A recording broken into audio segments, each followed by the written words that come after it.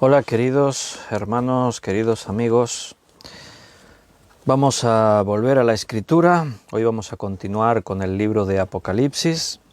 Vamos a seguir estudiando en el capítulo 1 acerca de este libro especial, en la revelación que el Señor nos dejó, en las cosas que tienen que suceder y que creemos que acontecerán pronto.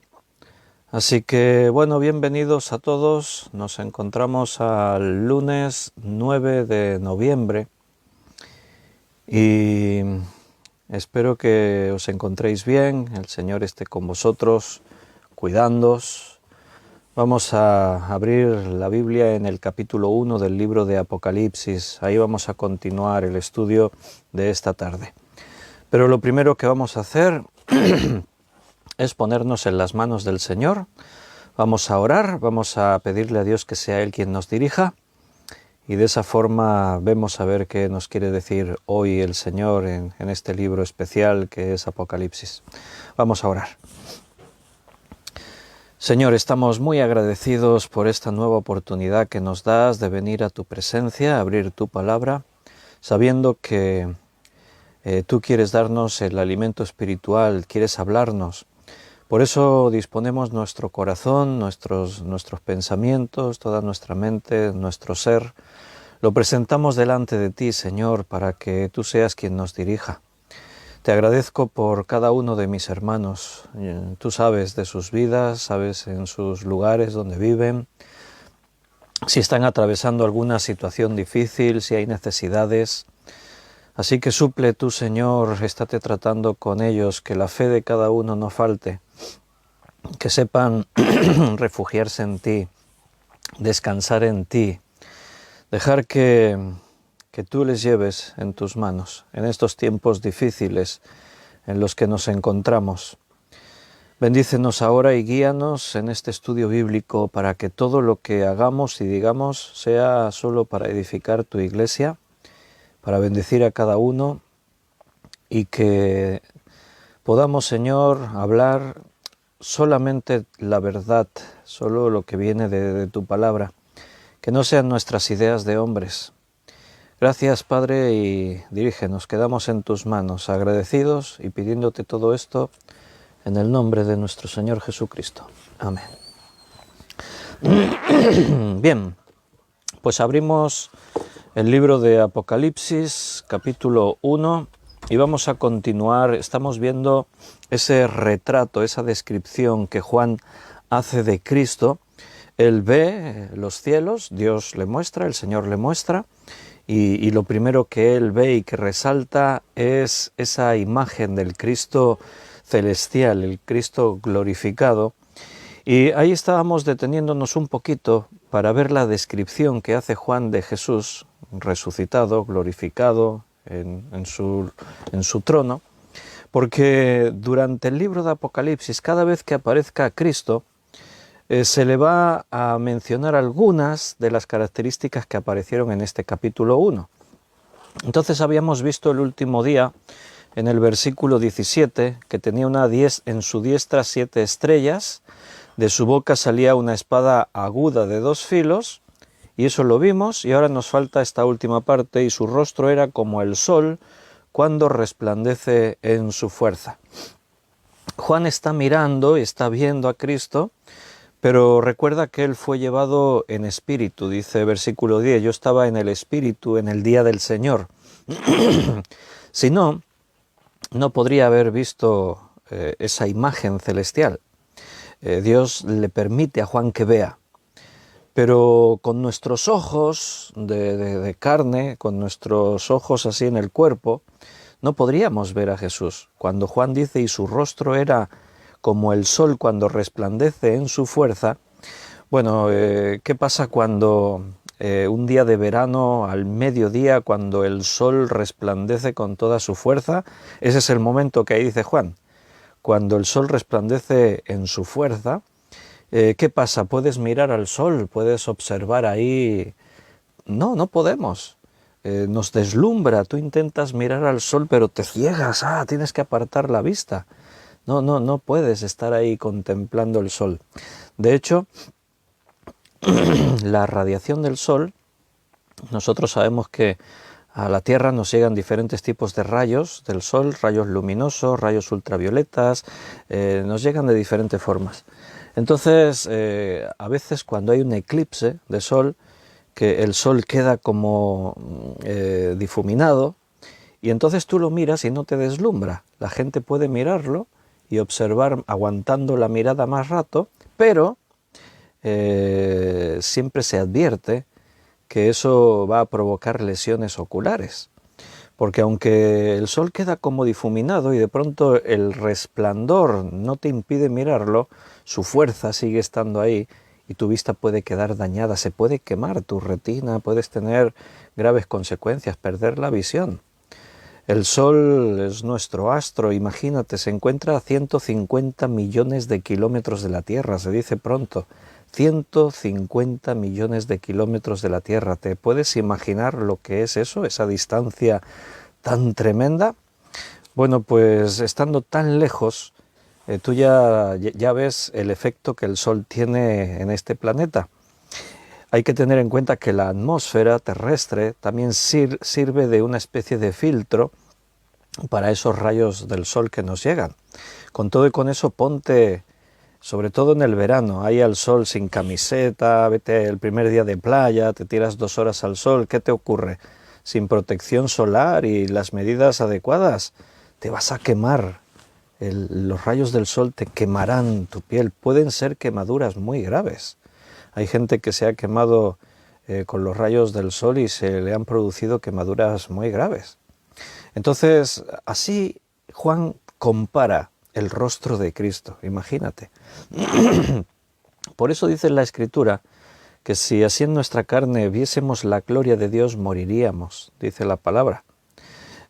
Juan está en el Espíritu y aún en el Espíritu está sorprendido, está, bueno, realmente impresionado de contemplar a Cristo en su gloria. Y la descripción es esta: su rostro era como el sol cuando luce en el momento de más fuerza. Deja una marca aquí en Apocalipsis capítulo 1, porque vamos a ir volviendo, pero también vamos a leer algunos textos en otros lugares. Vámonos a Lucas 17, 24.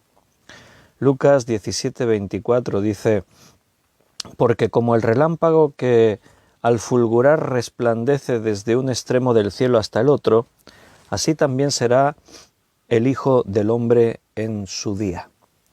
Otra de los efectos en la naturaleza que vemos así como algo en la luz que emite poderoso es el relámpago, el rayo. Seguramente todos habéis estado en una noche bien cerrada y había una tormenta eléctrica y había rayos.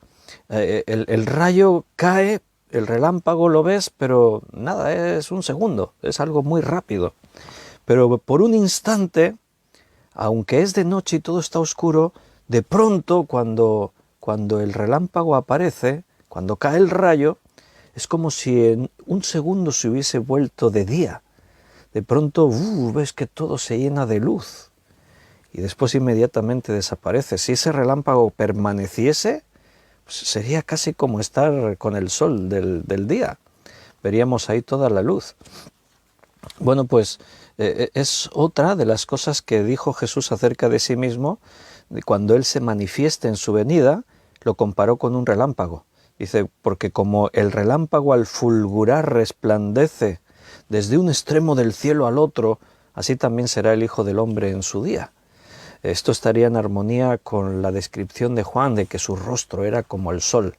La luz es una característica principal de Cristo. Lo contrario son las tinieblas.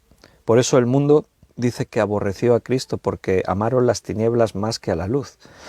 Aborrecieron la luz, amaron las tinieblas.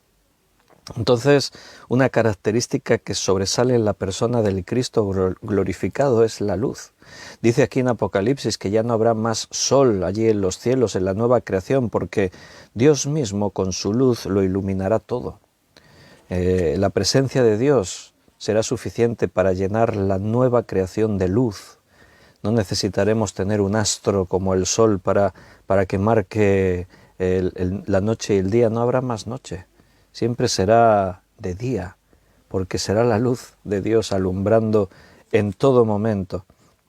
Entonces, siempre que se menciona a Cristo, a lo largo de Apocalipsis, se repetirá alguna porción de este capítulo 1 que estamos meditando. Y vamos a ver un ejemplo. Os voy a citar algunos versículos así rápido de Apocalipsis para mostraros que esto es así, que cada vez que se cita a Cristo en algún momento aparece relacionado con alguna de estas características o una porción del capítulo 1 que hemos leído. Por eso decíamos que es muy importante este capítulo 1, porque ahí se nos dan claves para entender el libro, se nos dan señas para reconocer a Cristo, y ahora veremos más sobre el capítulo 2 y 3.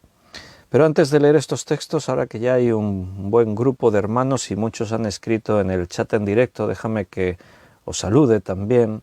Germán escribió el primero, bendiciones. Gabriel y Yolanda también han escrito. Y Paco y Rosario, bendiciones también para vosotros. Ana Rita también. Y Juan Vázquez, un saludo, bienvenidos a todos. Benito Merideño, Ani, José Luis Calvo, Juan Bermudo, Beatriz y Javi son los que escribieron.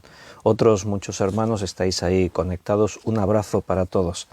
Mira, vamos a ir recorriendo así una visión rápida, no nos vamos a detener, solo para mostraros lo que decíamos, que las características del Cristo del capítulo 1 nos van a servir de guía para identificarle cuando aparezca en los diferentes capítulos del libro de Apocalipsis. Capítulo 5, versículo 10.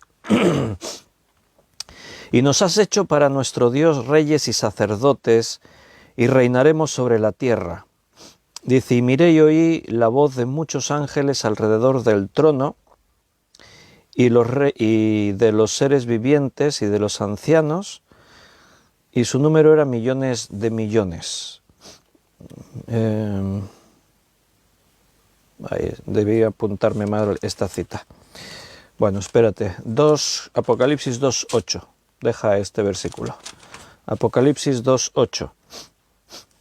Y escribe el ángel de la iglesia en Esmirna, el primero y el postrero, el que estuvo muerto y vivió, dice esto. Bien, eso aparece ahí en el versículo 17. Se habla del que estuvo muerto. Dice del primero y el último, el que estuvo muerto y vivió.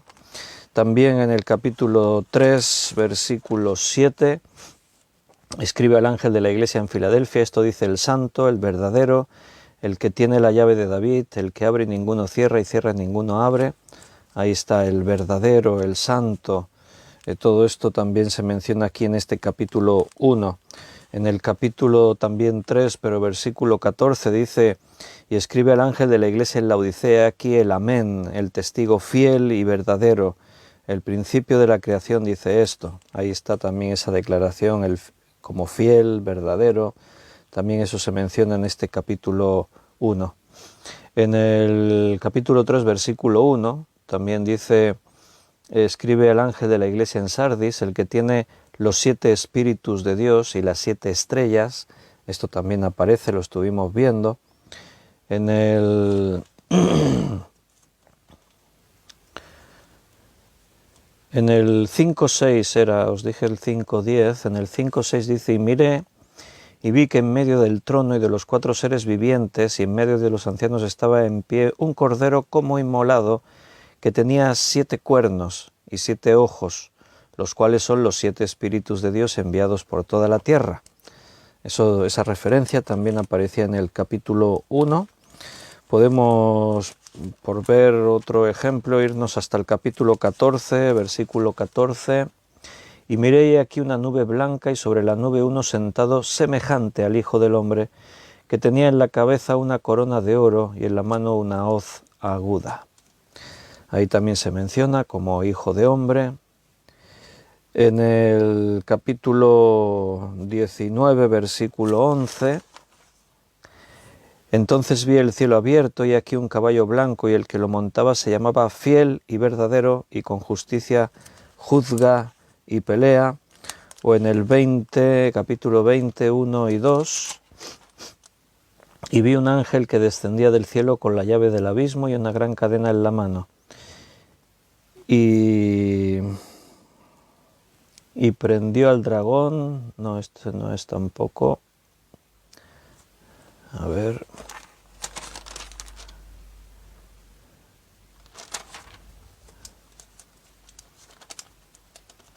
Bueno, vamos a ir viéndolo. Me vuelvo al capítulo 1. Lo vamos a ir viendo conforme avancemos en el libro.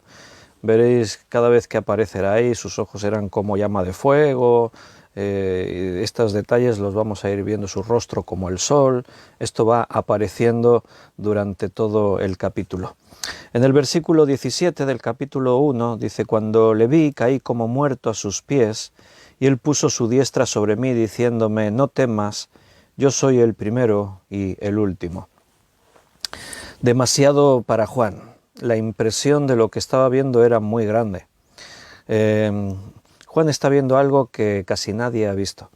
Quizás alguien como Pablo, que dice que fue arrebatado al tercer cielo, o alguien como Isaías o como Ezequiel, que tuvieron visiones de esta magnitud y vieron el trono de Dios, vieron al Cristo glorificado en los cielos con su poder, a Dios sentado allí en el trono. Pero casi nadie ha visto esto. Y Juan está contemplando algo sublime que desborda nada de lo que nos podamos llegar a imaginar jamás. La imagen del Cristo glorificado, ver a Dios en los cielos, en la persona de Jesús, así con todo su poder, con todo su esplendor, con toda su gloria. Dice: y caí como muerto a sus pies. Fue demasiado para Jesús. Quedó ahí, no podía soportar lo que estaba viendo. De hecho, la reacción de Juan no es única. En otros personajes como Isaías, por ejemplo, otros que tuvieron esta visión del trono de Dios, también tuvieron una reacción similar, de quedar ahí pues anonadados, como muertos, como wow, diciendo esto insoportable, ¿no? Dentro de una visión tan tremenda. Pero fíjate la reacción de Jesús, y él puso su mano derecha, su diestra, sobre mí, diciéndome: no temas, yo soy el primero y el último, y el que vivo y estuve muerto, mas aquí continúa hablándole. Inmediatamente Jesús restaura a Juan con sus palabras. Juan, ante la presencia de este Dios sublime, quedó fuera de juego, quedó ahí anulado, se cayó y dice como muerto. O sea, imagínate, ¿no?, la escena. Pero Jesús lo restaura con el poder de su palabra. Le dice: no temas. Y le declara esto: yo soy el primero y el último. O sea, cuando Dios te dice no temas, pues realmente no tienes nada de qué temer. Una vez Jesús dijo: no temáis a los que pueden destruir el cuerpo, más bien temed al que puede destruir el espíritu. En este mundo nos pueden hacer daño físicamente, nos pueden matar, podemos morir. Satanás, como león rugiente, nos puede devorar. Pero realmente, si estás en las manos de Dios, si eres hijo de Dios, no te tiene que preocupar nada de eso. ¿Por qué? Porque nuestra existencia no es esta vida. Ahora somos ciudadanos de los cielos. Un día estaremos allí para siempre con el Señor. Entonces realmente, si hay que temer a alguien, es a Dios. Por eso el otro día decíamos que la palabra de Dios, como el estruendo de muchas aguas, es una palabra agradable a sus hijos. La voz del esposo, dice allí en el Cantar de los Cantares. Pero la voz de Dios, para aquellos que no son salvos, que han rechazado a la salvación que Dios les ofrecía, la voz de Dios es temible, es algo terrible, no pueden soportarlo. Contemplar la gloria de Dios como Juan, a cualquier mortal como nosotros, nos podría dejar como a Juan, muertos en su presencia. Pero si el Señor te dice no temas, entonces no tienes nada que temer. Ese Dios tan grande, tan sublime, tan poderoso, Es a la vez nuestro Papá celestial y es un Dios de amor, nos ama, nos ha dado la salvación. Para Él somos importantes, somos valiosos. En Isaías 44:6, en Isaías 44:6, vamos a leerlo.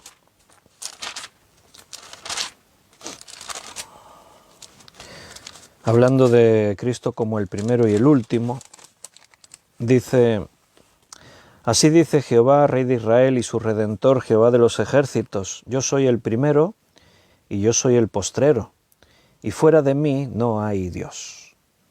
Es un versículo muy curioso, muy especial en la Escritura, porque es un versículo que está en el Antiguo Testamento y muestra a un Dios, pero plural, un Dios con más de una personalidad, porque dice: así dice Jehová, Rey de Israel.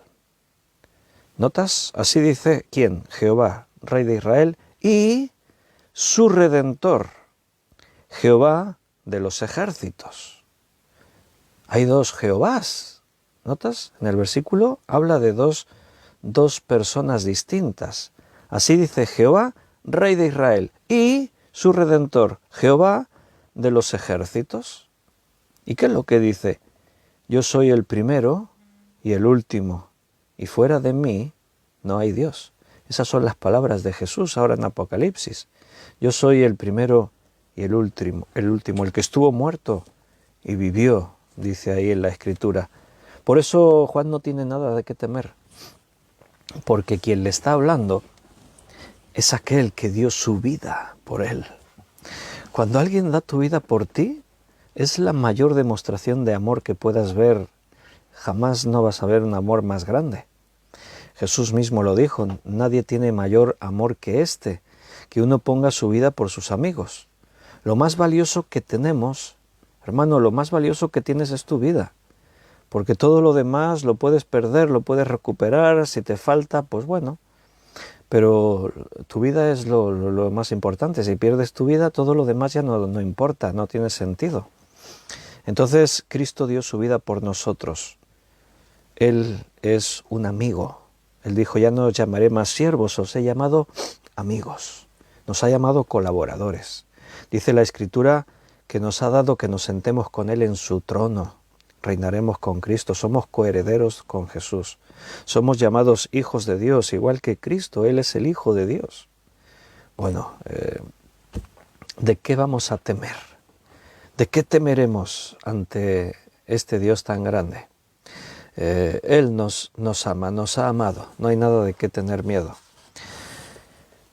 Ahí estaba Juan, postrado en el suelo, y Jesús hablándole: no temas, yo estoy contigo.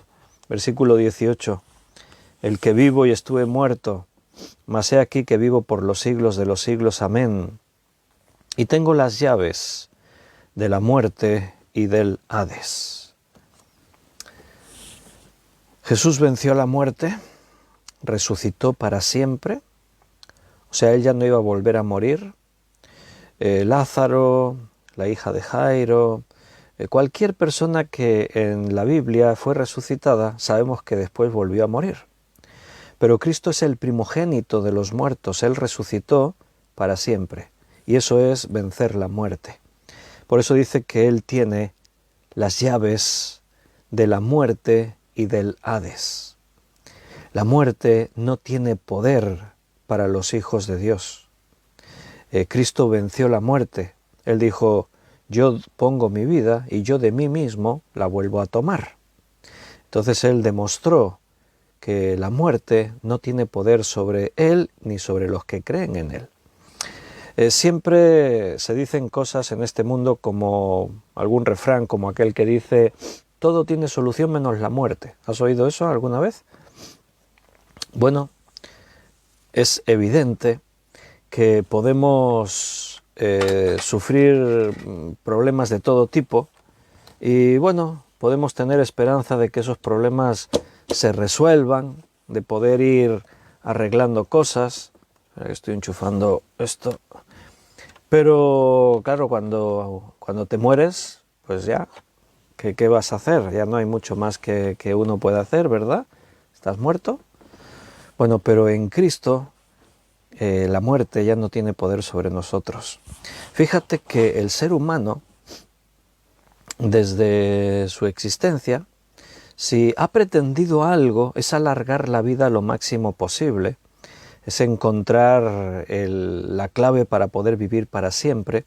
Esa es la mayor obsesión de cualquier ser humano, el intentar descubrir algo que podamos vivir para siempre. Eso llevó a los hombres a buscar mitos, como encontrar el Santo Grial. Si bebes de la copa que Jesús usó en la última cena, vivirás para siempre. Seguro que has escuchado hablar de la fuente de la eterna juventud. La alquimia buscaba inventar cosas que pudiesen hacer que el hombre viviese para siempre. Entonces esa es una obsesión que no ha desaparecido. A día de hoy la ciencia médica, sigue intentando prolongar la vida del ser humano.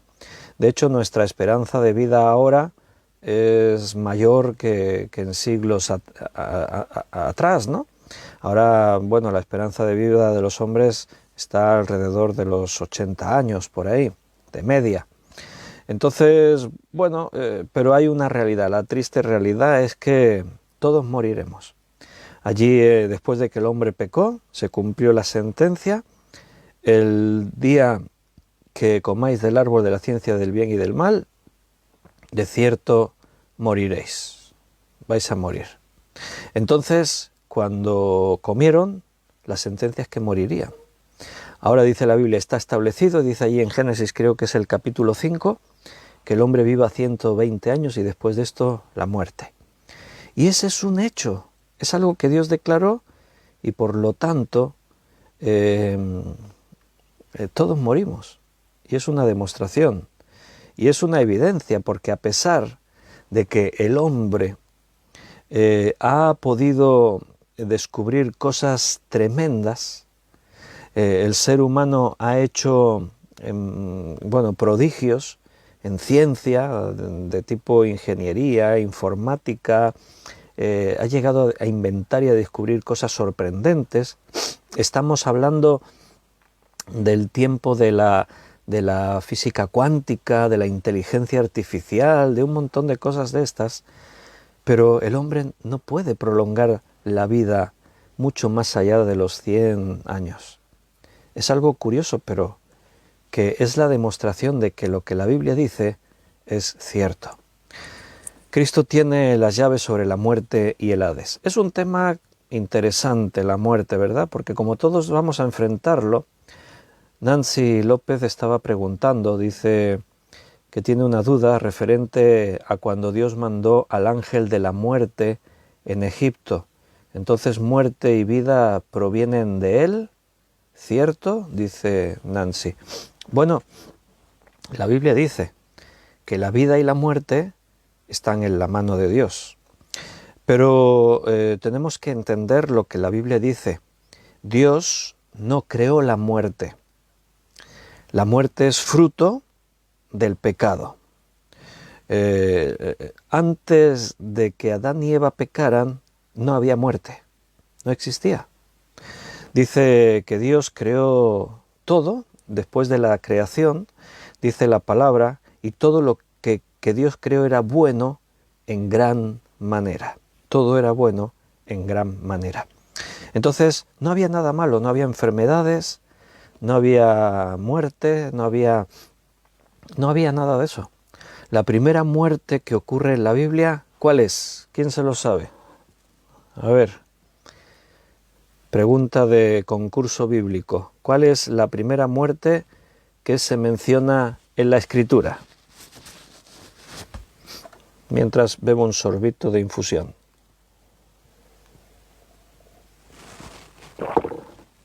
Y mientras respondéis sigo argumentando.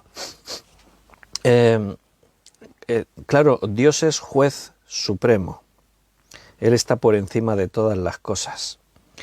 Y como Dios supremo, en su mano está la vida y la muerte. Nadie muere sin que Dios lo permita o lo tenga en cuenta. Si te acuerdas un pasaje en el que Jesús habla acerca de que no nos afanemos, dice, mirad las aves del cielo, y dice, ni un pajarillo cae sin que Dios lo sepa o lo tenga en cuenta. Entonces, vemos que la Escritura nos enseña que si vivimos es porque la vida viene de Dios, eso está claro. ¿Pero la muerte viene de Dios? No, la muerte no viene de Dios, vino del pecado. Ahora Dios controla la muerte. Ahí está la declaración de Jesús, Él tiene las llaves. Él tiene las llaves del Hades y de la muerte. Nadie muere, ni siquiera un pajarillo, sin que Dios lo tenga en cuenta.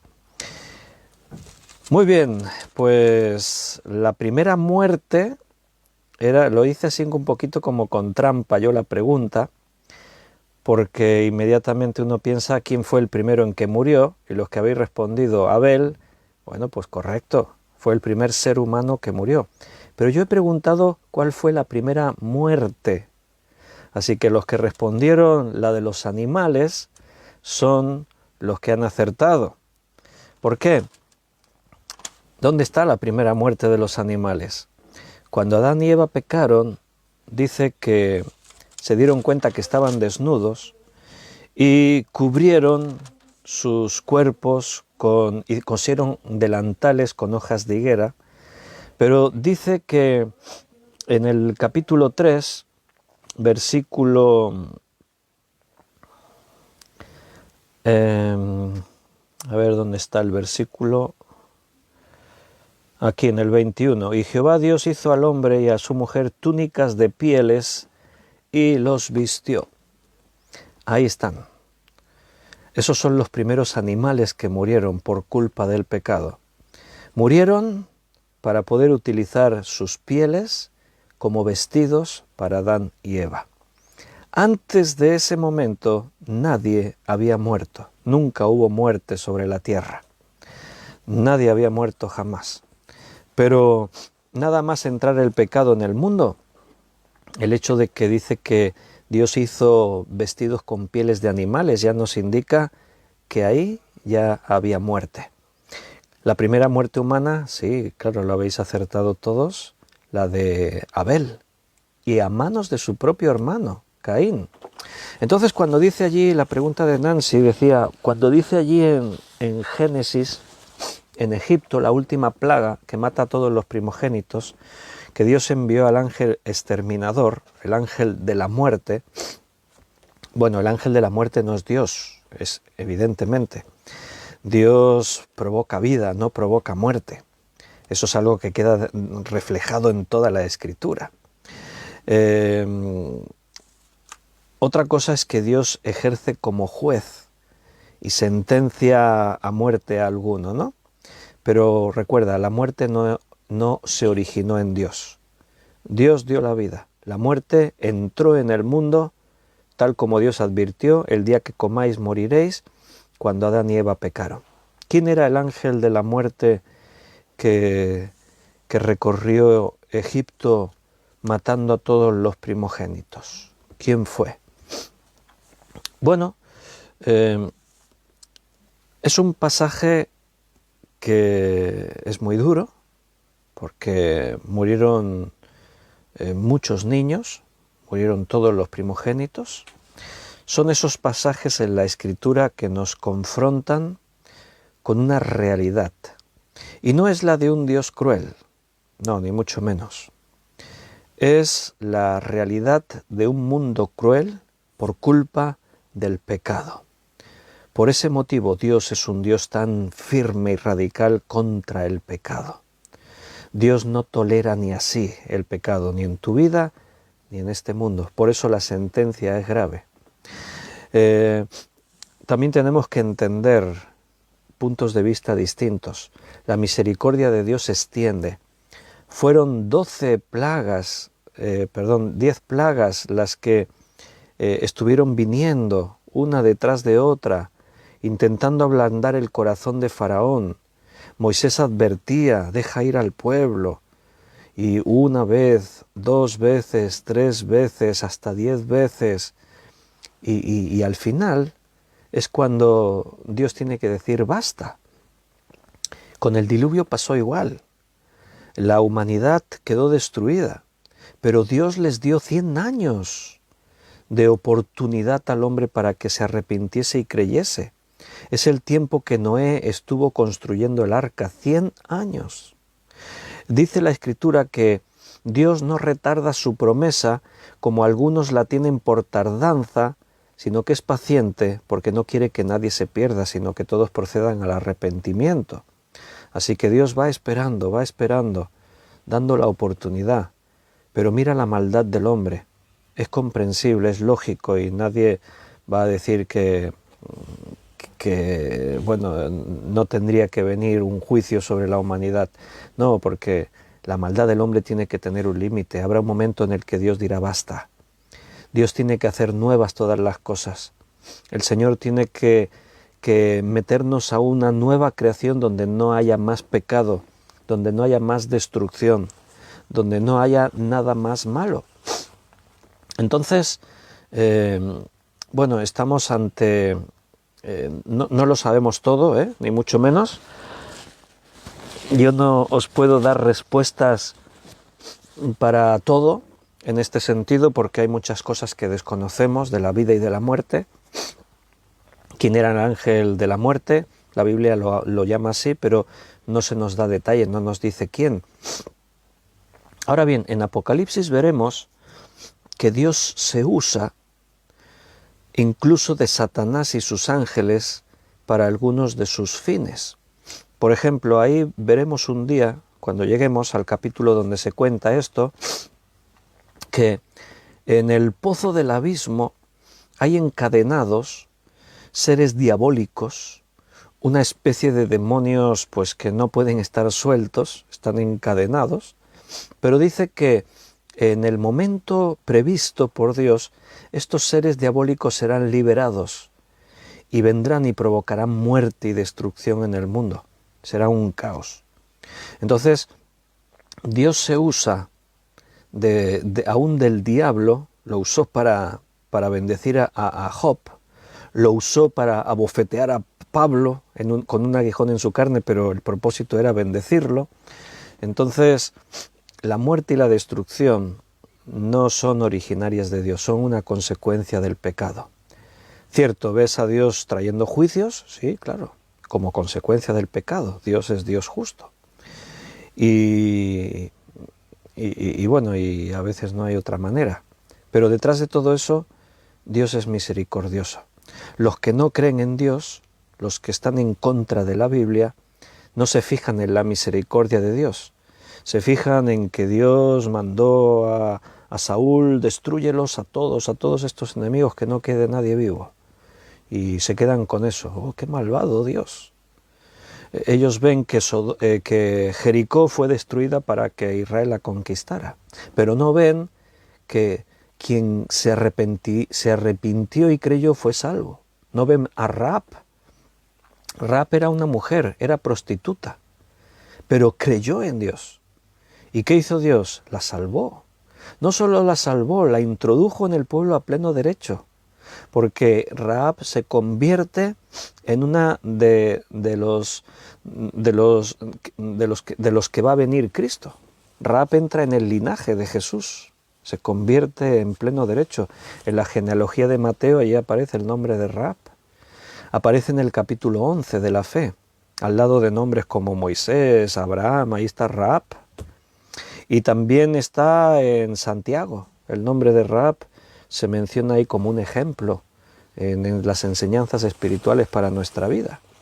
Entonces, los que no creen, los detractores de la Biblia, se fijan en el juicio, se fijan en las determinaciones que Dios a veces tiene que tomar, pero no se fijan de que quien muere, quien sufre, quien es destruido, es porque quiere, porque en la libertad que tenemos, cada uno escoge, ¿estás con Dios o estás contra Dios?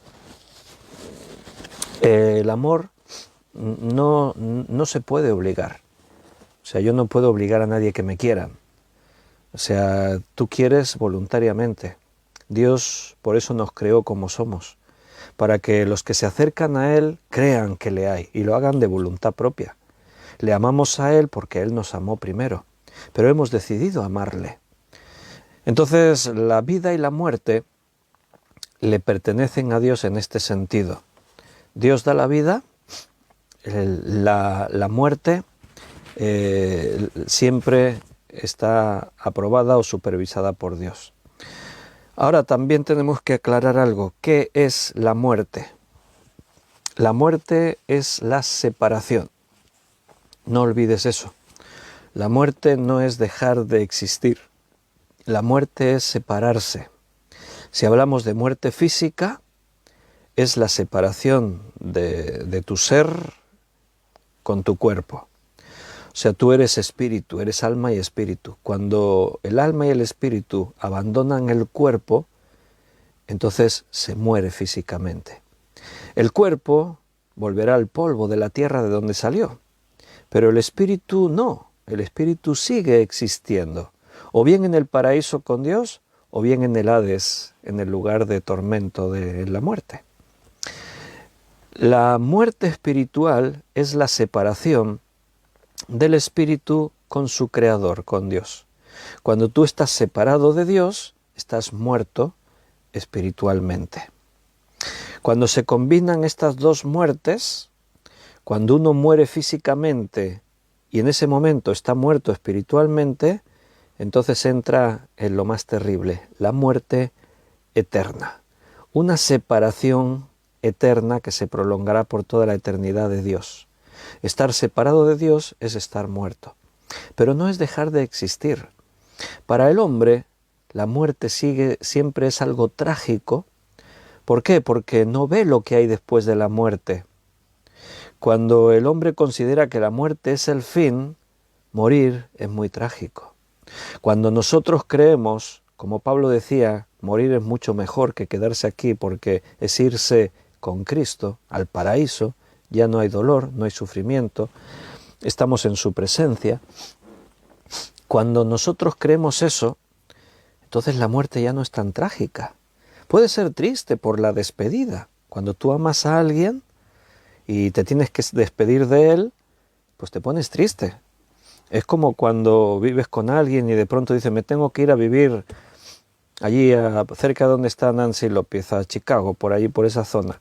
Oh, y me pongo muy triste porque vamos a estar muy lejos.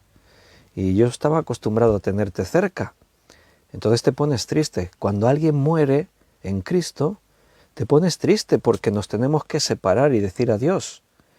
Pero no es desesperación, no es amargura, no es miedo, no. Tú sabes que se va a un lugar mejor y que nos volveremos a ver. Cuando un bebé muere es algo trágico. Pero los que creemos en Dios sabemos que ese bebé se fue con Dios y que está mucho mejor donde está ahora. A veces, en este sentido, Dios dijo basta y los niños también murieron porque esos niños en ese instante se salvaron y se fueron con el Señor. Si se hubiesen quedado ahí, habrían crecido y como todo estaba tan contaminado por el pecado, un día habrían rechazado a Dios y le habrían maldecido y entonces morirían eternamente. Es un tema complejo, pero tenemos la suficiente información en la Biblia para descansar y estar tranquilos. Dice Nancy, la gente que va al infierno merece estar ahí, la gente que va al cielo no merece estar ahí. Lo primero es justicia y lo segundo es gracia. Correcto, en una frase lo has dicho perfecto. Todos mereceríamos estar en el infierno, todos. Entonces los que van al infierno porque lo merecen. ¿Quién es quien se libra de ir al infierno? El que simplemente por fe acepta el regalo de Dios. Así que nos iremos al cielo y vamos al cielo de una forma inmerecida. La gracia es eso. Gracia de Dios es el regalo inmerecido que Dios nos ha dado. Por gracia somos salvos. Y Fernando decía, ¿el espíritu es lo mismo que el alma? Bueno, pues no. No, porque se mencionan como partes separadas. la Biblia habla de espíritu y habla de alma. Es algo complejo explicar lo que es una cosa y lo que es otra, porque no hay una descripción detallada de hasta dónde llega el alma y a partir de ahí dónde está el espíritu. No, es algo que está ahí como entremezclado y que no sabemos bien poder cortar y diferenciar. Mira, aquí está el alma, aquí está el espíritu, están muy unidos. Pero dice allí en Génesis que cuando Dios creó al hombre, lo creó a su imagen y semejanza, pero nos explica cómo lo crea. Dice que formó al hombre del barro de la tierra. Elementos químicos, eso es lo que somos: fósforo, potasio, magnesio, zinc, cobre, hierro, calcio, etc. Agua, el 70% del cuerpo es agua, elementos de la tierra. Pero cuando ya estaba el cuerpo creado, Dios creó al hombre, el cuerpo ya estaba creado, estaba la sangre circulando por las venas, estaba todo formado, pero el hombre todavía no era un ser viviente. Y dice allí que Dios sopló en su aliento de vida, en su nariz aliento de vida. Dios le da la vida, el alma la recibe el hombre y ahora el hombre es un ser viviente.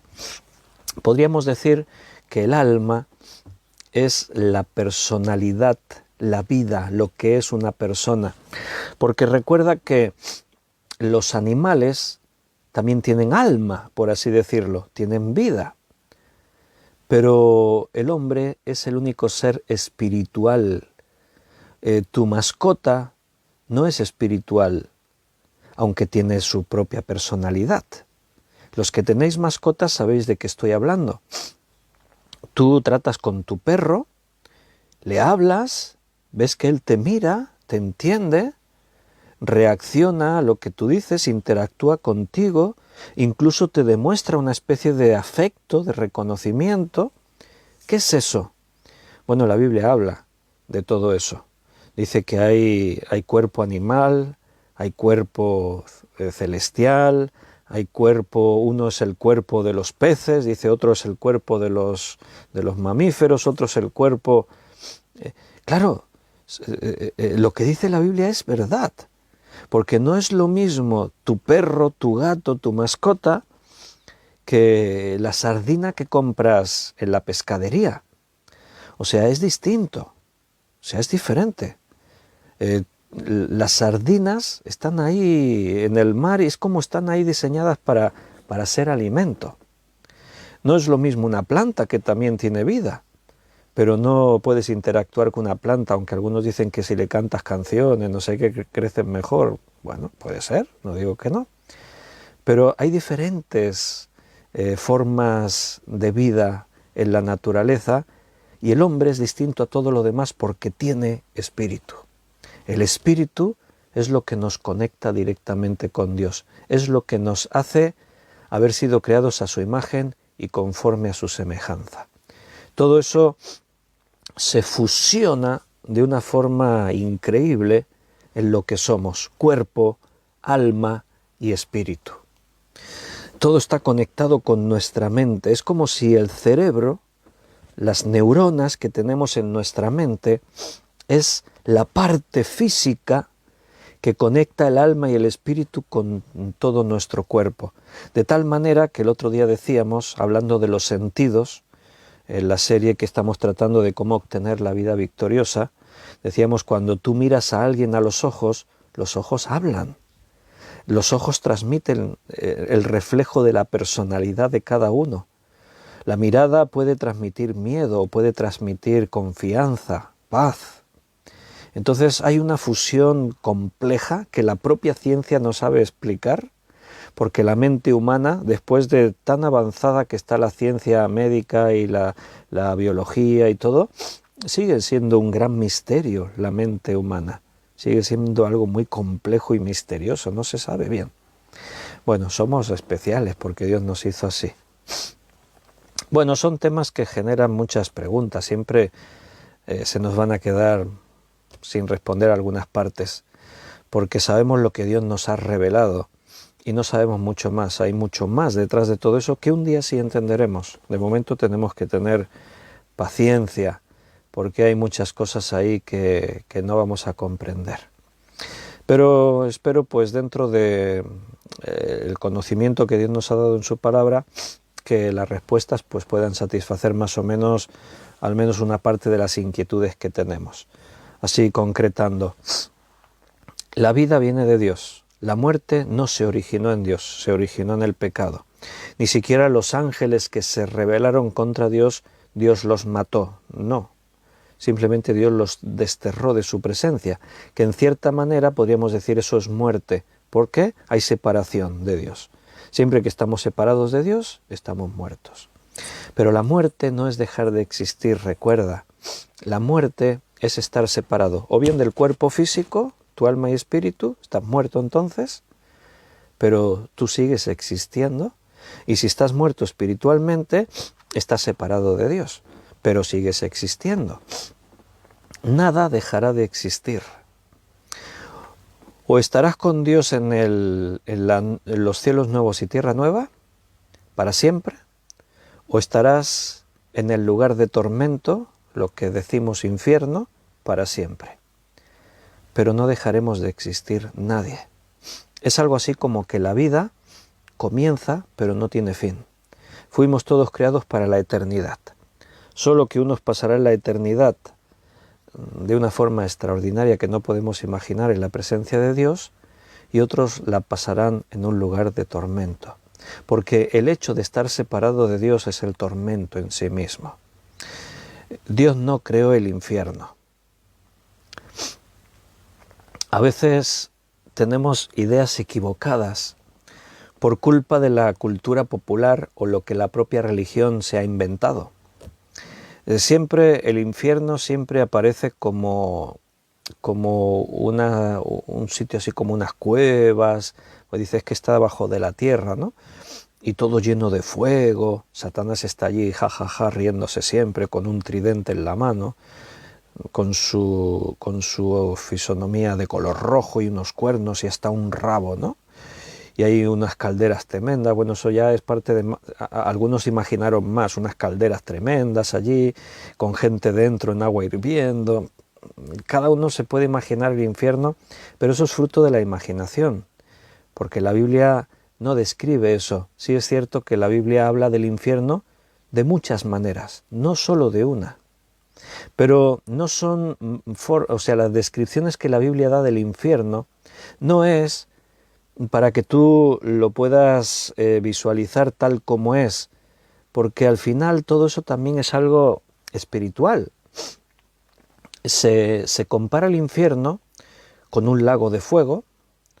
O sea, si tú te imaginas entrar en un lago de fuego, dices, me voy a bañar, ¿a dónde? A un lago de fuego. Te imaginas lo que debe ser meterte en la lava ardiendo, por ejemplo, ¿no? Quemarse vivo, quemarte así, tal como estás vivo, pues es una de las peores sensaciones que uno puede tener. Quemarse produce un tremendo dolor. Cuando tú te quemas, imagínate. Por eso el sadismo del ser humano a la hora de querer ejecutar a los herejes era pues un recurso, quemarlos vivos en las hogueras. Fíjate qué civilizado el hombre, ¿no? También se menciona en la Biblia el infierno como un lugar de tinieblas, donde es el lloro y crujir de dientes. Se menciona al infierno como una oscuridad absoluta y total. En fin, se describe de varias formas. No tiene por qué ser un lugar donde está todo lleno de fuego. No, no. El infierno es estar separado de Dios. Si tú estás separado de Dios, sufres. Si estás toda una eternidad separado de Dios, estás toda una eternidad sufriendo. Eso es el infierno. No lo creó Dios. La muerte no la creó Dios. Todo eso es consecuencia del pecado cuando entró en el mundo. Un día ahora tenemos cuerpo, alma y espíritu. Un día dejaremos este cuerpo y en alma y espíritu iremos con Dios, a la espera de tener un nuevo cuerpo. Pero el cuerpo que tendremos será una especie, una fusión como ahora, pero muy diferente a como es ahora. El cuerpo que tenemos es como cuando Pablo dice allí, cuerpo celestial, dice allí en la Escritura, en una de sus cartas, cuerpo celestial. Moriremos en cuerpo terrenal, resucitaremos en cuerpo celestial. Resucitaremos, volveremos a tener un cuerpo, pero para nada como el que tenemos ahora. Este está sujeto a las leyes de este mundo, las leyes físicas. Envejecemos, enfermamos, morimos. Si te das un golpe te duele. Si quieres correr muy rápido, dentro de tu estado de forma siempre vas a estar limitado por las leyes como la ley de la gravedad, la resistencia al viento, etc. Es un cuerpo condicionado a un mundo que está maldito por el pecado. Pero un día seremos liberados de todo esto y tendremos algo que ahora no nos podemos imaginar por mucho que lo intentemos. Vuelvo ahí a Apocalipsis 1:18, el que vivo y estuve muerto, mas he aquí que vivo por los siglos de los siglos. Amén. Y tengo las llaves de la muerte y del Hades. Bueno, como os decía, Apocalipsis es un libro para regocijarse en él.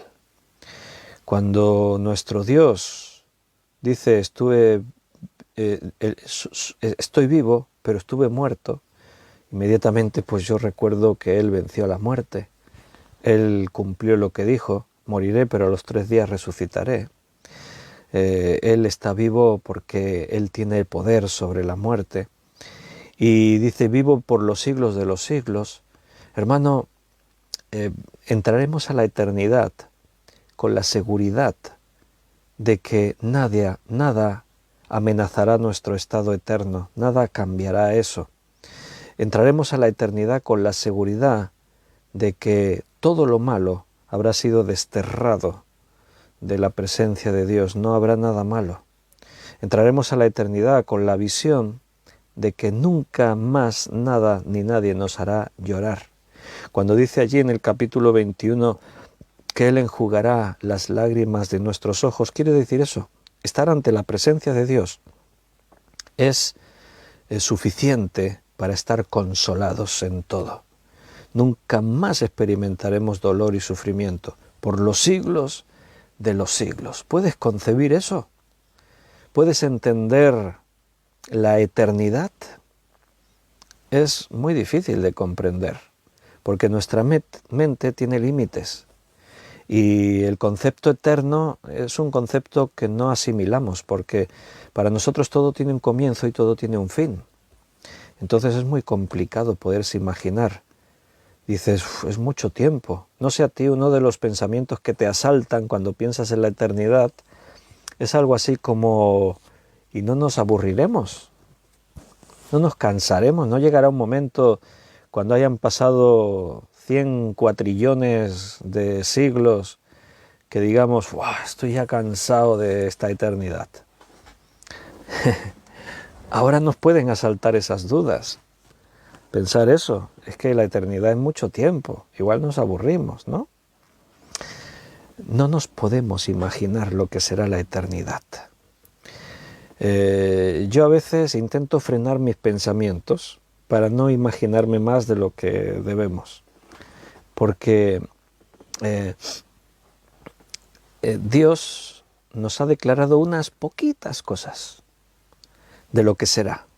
Pero en esas poquitas cosas se abre un abanico de dimensiones insospechadas de lo que seremos y cómo viviremos.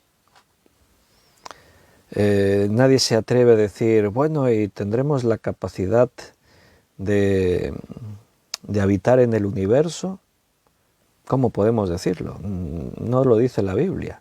Pero yo os puedo decir, es que no habrá límites. Estaremos en una eternidad. Si el universo ahora es tan vasto y tan grande que no se puede comprender, pero a la vez es un universo contaminado por el pecado, En este universo hay agujeros negros, hay supernovas, hay estrellas que explotan y ocurren cosas terribles.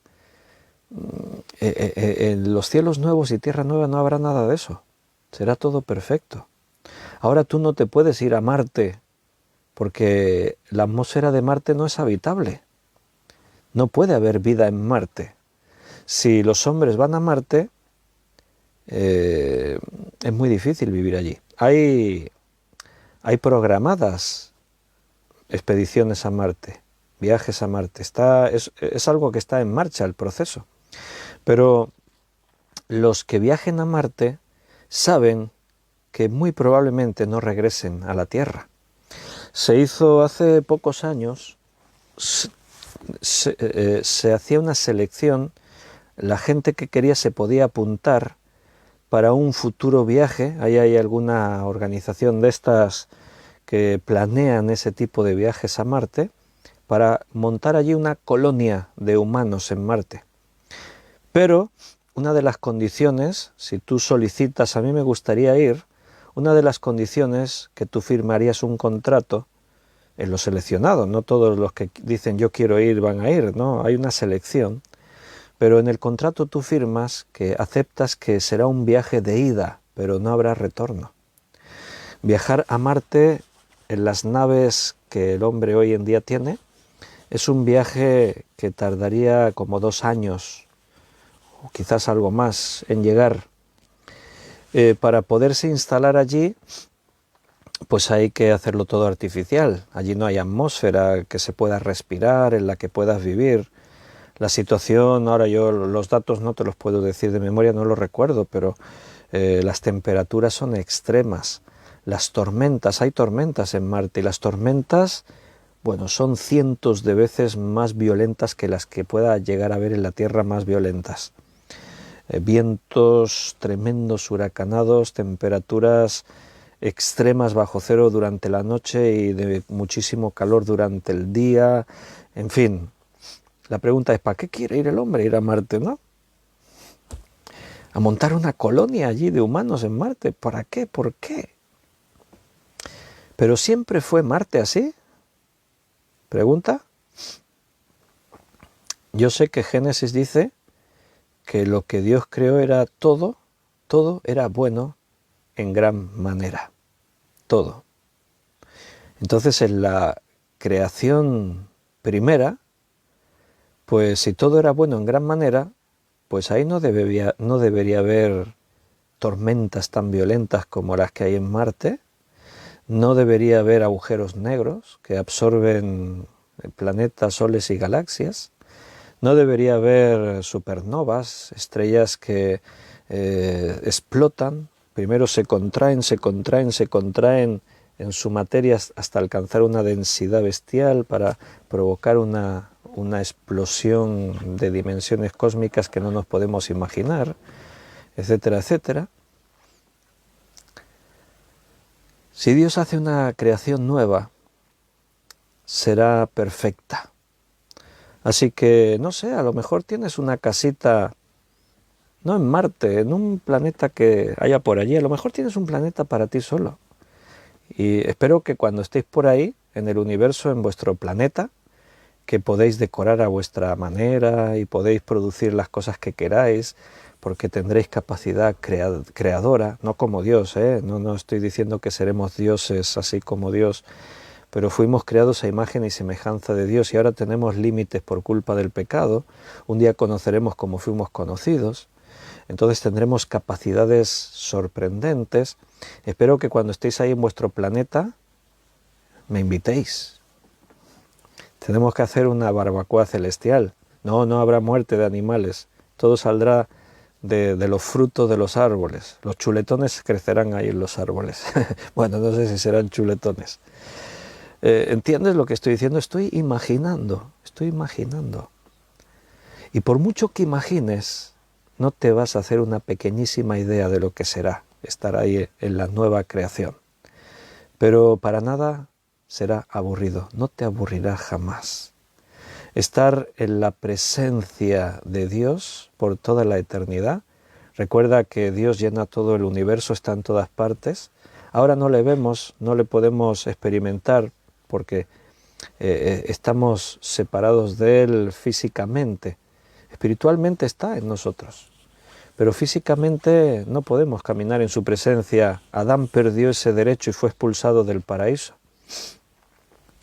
Pero la eternidad será perfecta. No podemos imaginarnos cómo será eso. Bueno, ¿qué dice el versículo 19? Escribe las cosas que has visto y las que son y las que han de ser después de estas. Lo que Cristo le dice a Juan es, mira, te voy a mostrar algo. Esto va a ser una profecía, pero dramatizada. Hay muchas profecías en el Antiguo Testamento que venían por revelación, pero revelación a través de la palabra. Dios le decía al profeta, dile a mi pueblo, si no os arrepentís, seréis llevados cautivos. Entonces era una revelación por palabra. Pero lo que Juan va a ver ahora es único. No tiene precedentes. Juan va a tener una revelación de una profecía, pero dramatizada. Él va a estar viendo. Es como una película. Él va a estar viendo los acontecimientos, cómo sucederán, como si estuviesen ocurriendo ahí en este instante cuando él estaba presenciando todo esto. Él va a estar ahí viendo todo esto. Bueno, la experiencia de Juan no nos la podemos imaginar. Ponerte en la piel de Juan y ver no solo cosas celestiales que nadie ha visto jamás, cómo describir todo eso, sino además ver en el futuro. Juan va a ver cosas. Si ocurriese dentro de poco, pues estaríamos hablando de cosas que para Juan iban a ocurrir dentro de 2000 años. ¿Te imaginas? ¿Cómo le explicas tú a uno de los antepasados nuestros, ya no de Juan, de 2000 años, a tu bisabuelo, alguien que vivió hace 100 años, 100 y pico, 150 años, 200 años, cómo le explican lo que es un teléfono móvil? Los smartphones como los tenemos nosotros ahora. ¿Cómo le explicas eso? ¿Cómo le explicas que tú puedes ver aquí en esto? No puedes usar el lenguaje que usamos nosotros ahora. Si yo digo, te voy a explicar lo que es un teléfono, y te digo, un teléfono es algo que sirve para comunicarte. En la pantalla, no uses la palabra pantalla, él no sabe lo que es una pantalla. Explícale. Bueno, pues es una cosa. La pantalla, ¿cómo le explicas? Pues es una cosa así como... tienes que utilizar imaginación, tirar de símiles. Imagínate un lago quieto, no sopla el viento, su agua cristalina, pues como un cristal así de vidrio transparente. Eso sería algo que estaría en un dispositivo, y él que sabe que es un dispositivo. Y es un cristal pero tan transparente que tú miras ahí y puedes ver a una persona que se encuentra a 10.000 kilómetros de distancia. ¿Y cómo va a entender eso alguien que vivía hace 200 años? Es imposible que lo entienda. ¿Cómo le explicas tú lo que es un microchip? ¿Cómo es la nanotecnología? ¿Cómo le explicas lo que es un ordenador y la red de Internet? ¿Cómo se lo explicas? Bastante faena tenemos nosotros hoy para entenderlo. Si te explican lo que es el Internet, dices, vale, es una red invisible que está en todo el mundo entero. ¿No te asaltan dudas a ti de dónde se almacena todo lo que se cuelga en Internet, por ejemplo? Los técnicos informáticos te dan explicaciones, pero a mí me lo explican y yo me quedo así y digo, ah, vale, ok, pero sigo sin entenderlo. ¿Quién lo entiende? No lo entiende nadie, pero está ahí, lo usamos todos los días. Mira, tu ordenador, tu teléfono tiene un límite de capacidad. Si tu teléfono tiene 16, 32, 64, 128 gigas, pues eso, tú sabes que cuando le has metido no sé cuántas millones de fotos y canciones y imágenes y de todo, llega un momento en el que te dice el móvil, ya no tienes más memoria. Eso pasa con el ordenador. Pero Internet, mira, si tienes problemas de memoria, súbelo a la nube. A la nube. ¿Qué es eso de la nube? Un espacio que hay ahí en Internet en el que tú puedes almacenar información tuya. Internet es un misterio. Las conexiones de satélite son un misterio. Aunque nos lo expliquen técnicamente, cómo en una pieza de silicio o del tipo de metal que sea, cómo dentro de esa pieza pueden quedar almacenadas imágenes, vídeos, fotos tuyas. Sí, están ahí almacenadas. Sí, pero ¿cómo? Ahora explícaselo a alguien que vivió hace 2000 años todo eso. Juan va a ver una profecía dramatizada. Tenía que verlo. Esa es una de las razones por qué Dios se lo mostró así. Porque si Dios se lo explica, como hacía con los profetas, dile a mi pueblo, si no se arrepienten, vendrán los sirios y se los llevarán cautivos. Eso lo podían entender. Pero ahora imagínate que Dios le tiene que explicar a Juan el Apocalipsis con palabras. Explícale cosas que van a suceder dentro de 2000 años. Habrá un aparato en el cielo, se llamará satélite. Ese satélite recogerá las señales desde la Tierra de vídeo, de audio, rebotarán en él. Está lleno de unos aparatos de condensadores, de microprocesadores. Y entonces esa rebota, lo transmite a la Tierra otra vez para que en otro lugar del planeta se pueda ver. Explícale a alguien todas esas cosas, imposible, no se puede. Por eso, en parte, Apocalipsis tuvo que ser así, revelación dramatizada, o sea, visual. Juan tenía que verlo. Y que fuese él el que tratase de explicarnos lo que estaba viendo. Porque si Dios le tiene que explicar con palabras, yo creo que estaría todavía allí Juan, levantando la mano. Esta parte no la entiendo. Explícamelo otra vez allí con el papel y el lápiz, ¿no? Apuntando. ¿Cómo es eso de... eso que a los dos testigos los va a ver todo el mundo y se van a alegrar? ¿Cómo eso? Explícamelo otra vez. Después de la era de la Iglesia, la era de la Iglesia terminará con el arrebatamiento de la Iglesia. En Apocalipsis ya no se vuelve a hablar más de Iglesia. Capítulo 2 y 3, las 7 iglesias. A partir del capítulo 4 en adelante, no encontrarás la palabra iglesia en ningún sitio. Ya no está la iglesia como tal. ¿Dónde está la iglesia entonces? Está con el Señor.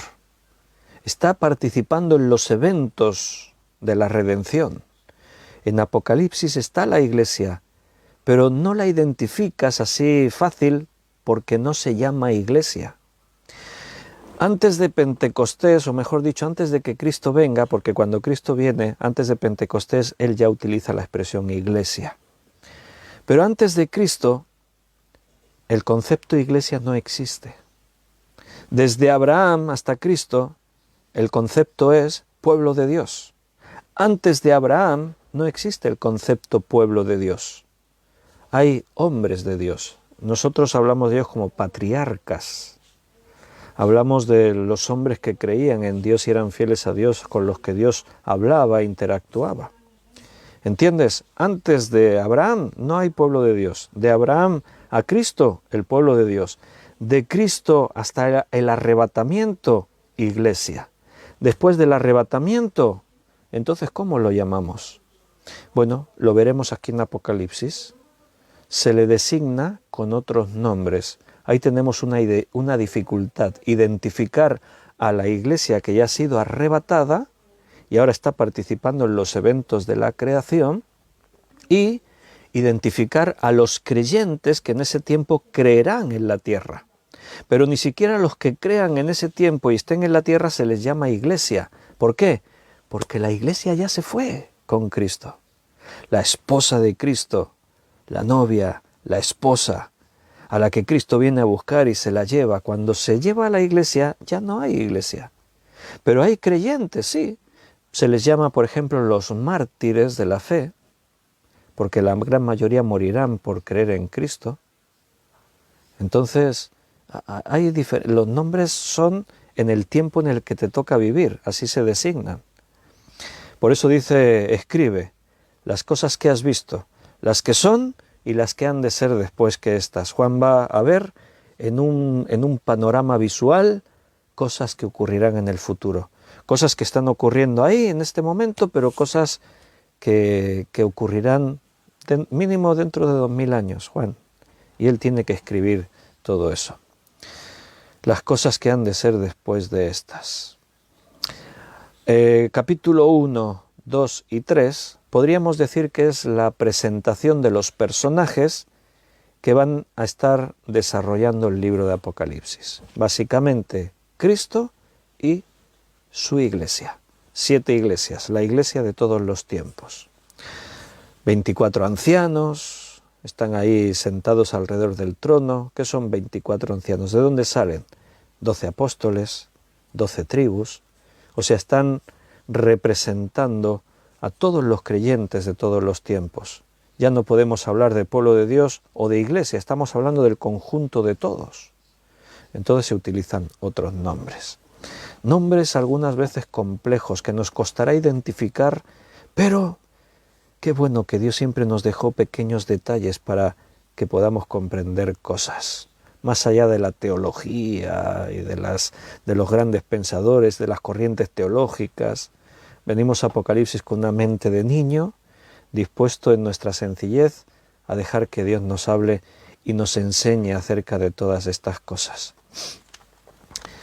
Vamos a leer un último texto que se encuentra en Hechos, capítulo 1, Hechos, capítulo 1, versículos 6 al 8. Hechos 1, del 6 al 8.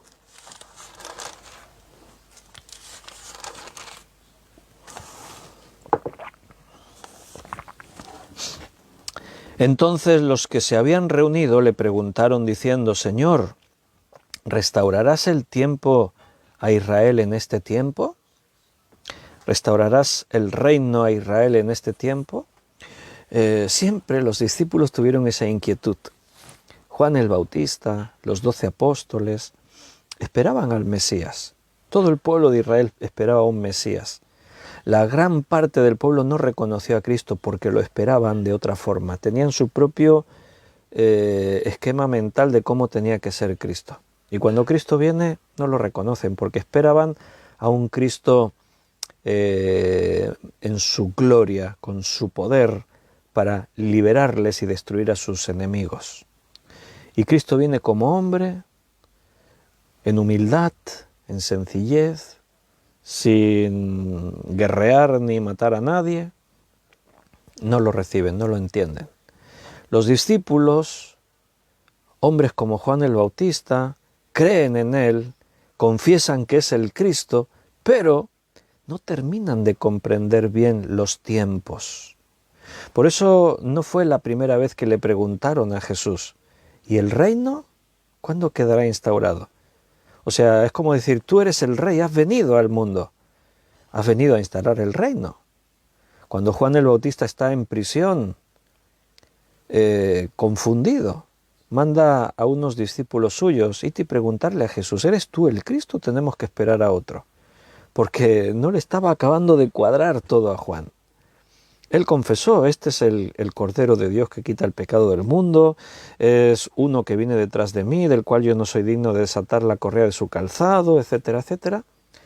Pero ellos tenían todavía la mentalidad de que el reino va a quedar instaurado ya, Cristo se va a manifestar como el Rey de Reyes ya, nos va a llevar a su propósito eterno y destruirá a todos nuestros enemigos y justo cuando Cristo va a ser elevado en los cielos después de los 40 días que se aparece resucitado, ellos tienen la misma pregunta.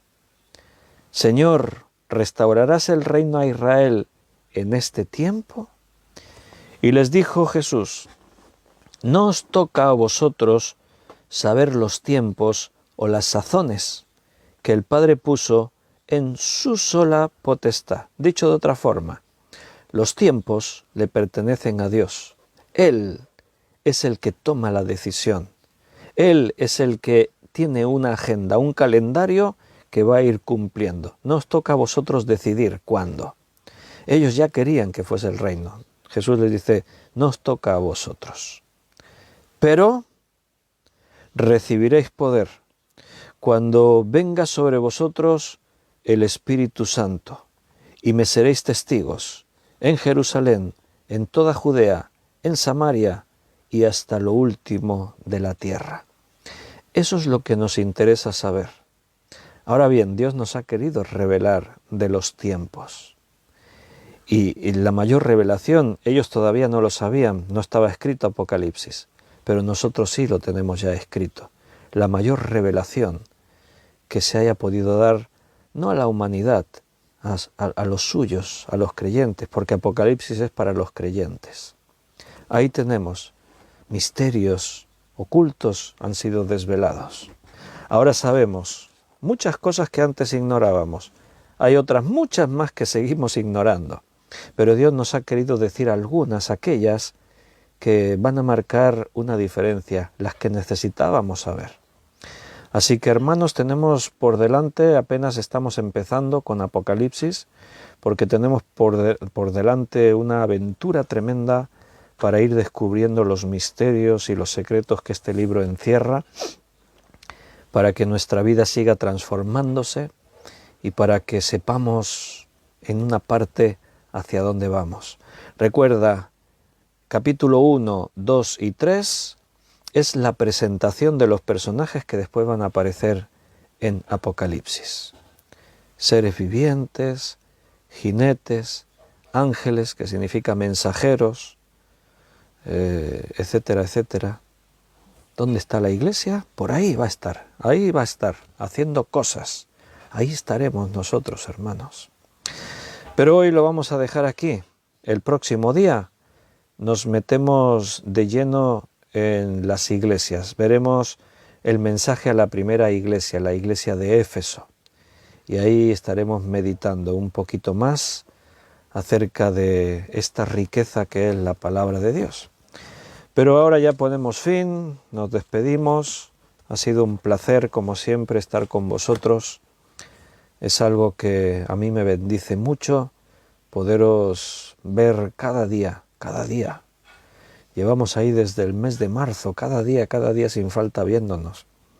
Os estoy tomando cariño, después no podré pasar sin vosotros. No sé si en la eternidad, cuando estemos por ahí en Marte, en Júpiter, en Saturno, en galaxias y constelaciones distintas, no sé si diremos, las 8 de la tarde vamos a tener el estudio bíblico. Creo que no, pero bueno. Un abrazo muy fuerte, hermanos, que descanséis, que terminéis de pasar este lunes con mucha bendición.